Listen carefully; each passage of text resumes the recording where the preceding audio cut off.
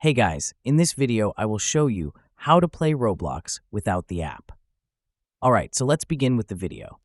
Usually, when you're trying to play Roblox, you want to work from the mobile app just because it's going to configure the screen in an appropriate way so that you can navigate it better. However, you can play Roblox and then not use the downloaded version. You could just use the Safari search version, so I'm going to show you that now.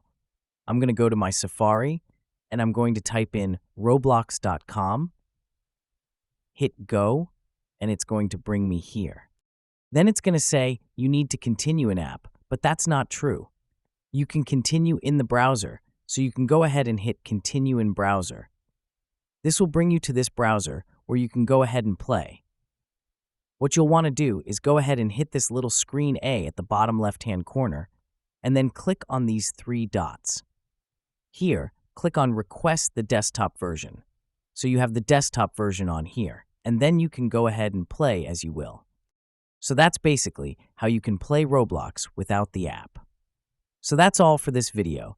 Consider subscribing if you find it helpful, and I'll catch you in the next one. Thanks.